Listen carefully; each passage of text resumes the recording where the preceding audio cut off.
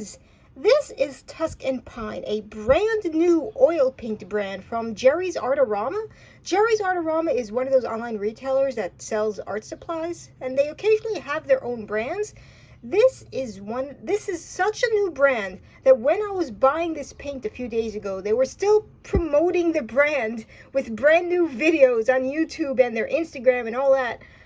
They have some unusual colors, and that's what I was interested in. And like every brand, they say they're the best of the best. They're made for artists, by artists, all that. I don't know how true any of these claims are. But this is brown pink granular, like the artist oil color, yes. There's a brand info, made in USA. There's all that good stuff. Linseed oil. Do not sand and create. Okay, yeah, don't do that. Don't breathe in paint particles. That's a good idea. What's the pigment on this? PR102. Okay, brown pink granular. I assume it's going to be similar to warm brown pink from Winsor & Newton. What pigment does this use? They use different pigments, but nevertheless, we are going to compare them because that's the only thing I have that's brown pink that I got. And it says granular, and I really hope that it's granular because that's what I was interested in. Sometimes you just got to have a little bit of that grit. But because this is a more unusual color, I also got Nocturn Black Pearlescent. And when I saw pearlescent and black in the same thing, I was like, what? Because that kind of has a glittery, you can't even see it over there, okay. But this one has actual mica in it. And I was just like, okay, black pearlescent, let's give that a shot, oil paint.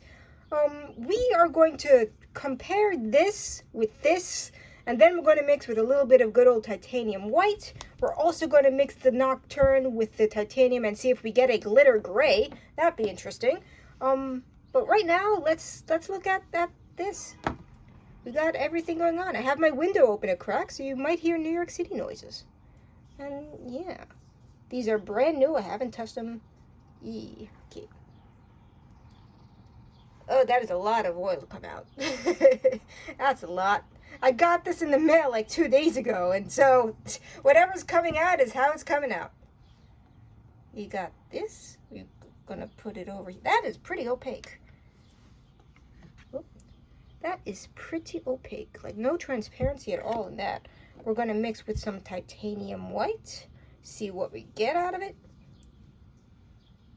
I did not open my garbage in advance, so there's definitely gonna be some garbage noises in a hot minute.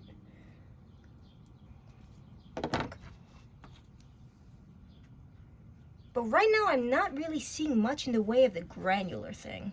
I'm gonna mix a little bit more in there. It's a little bit, but I mean, I've seen more from,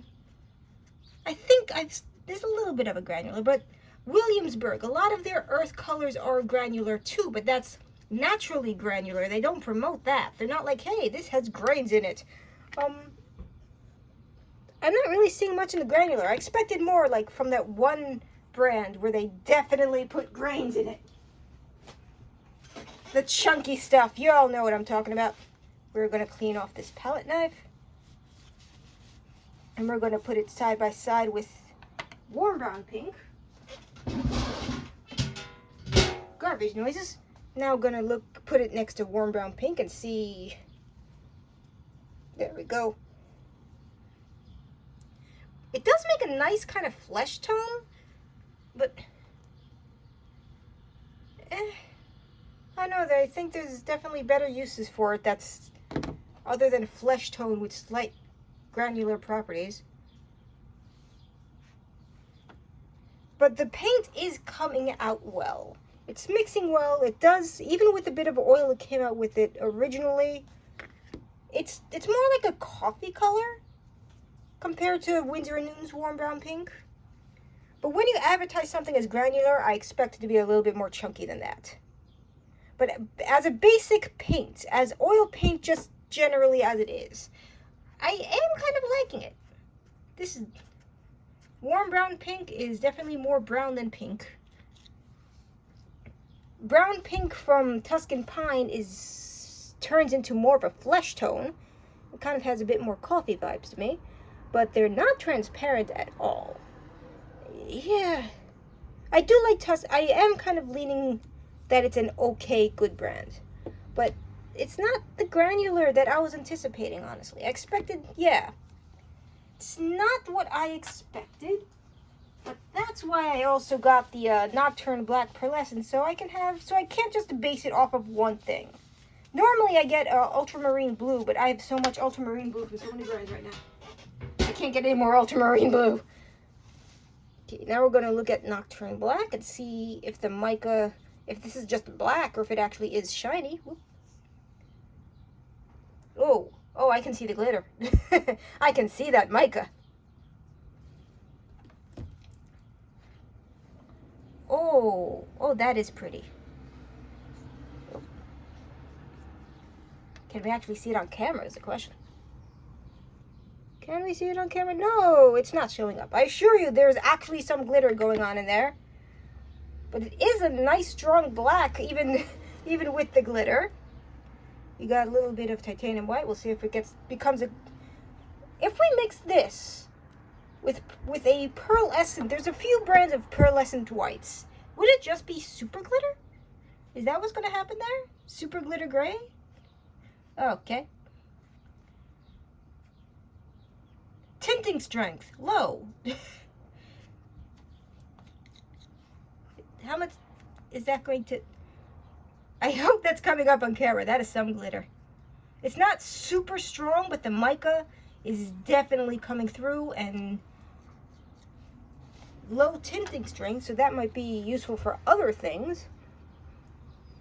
Let's see. Can you see any of that sparkle? No, it is not coming up on camera at all. But I assure you, there is in fact some sparkle. It's not as strong as a sparkle as, say, you'd get out of a lapis lazuli, that blue, that when you can actually see the sheen. But there is some. I'm trying to, yeah. There is some, but it could be stronger. It's very subtle. And I think that's the problem maybe with Tusk and Pine right now. It's a brand new brand, so maybe they'll improve with later batches. But right now, the brown pink granular isn't actually granular. And the pearlescent black it does have mica and it does have glitter, but I think it could be more. I think they could definitely put more mica in it to really make it pop. Because right now it's really more just a subtle, slightly glittery black. And if you're going to buy a pearlescent black, then I would want more to be in it. Because otherwise you might as well just be buying some of the other brands that has actual pearlescent or ultraviolet and mix that to make a black. Because black's not that easy to mix. Not that hard to mix. But, you know what? I'm giving them a solid B+. Because it is coming out smoothly. It's not giving me problems with other brands. As an actual oil paint brand, I would use it again. But I expected more. You expect more from something when it advertises as granular. You expect it to be chunky. You expect it to be more than just what you'd get out of basic Williamsburg non-advertised granular. Like, their earth tones will get you probably more grain. More is what I'm trying to say. Yeah, I'm giving Tusk and Pine a solid B+. I would definitely use it as a normal oil painted brand, but not go for their advertised special things, I guess. Not yet. Maybe in a few more batches, a couple of years, and when they get the feedback that they need. So this is the feedback. If Tusk and Pine is watching, more granular, more glitter, more of the mica. Make what you're advertising actually be what it is. Make it pop out. Otherwise, you might as well just be buying, well, it makes a good flesh tone. But we don't need granular for that. So yes, anyway, I give him a solid B+. That was my mini review. Thank you for watching. Subscribe if you wanna. I'm not gonna make you do anything you don't want to do. Goodbye, folks.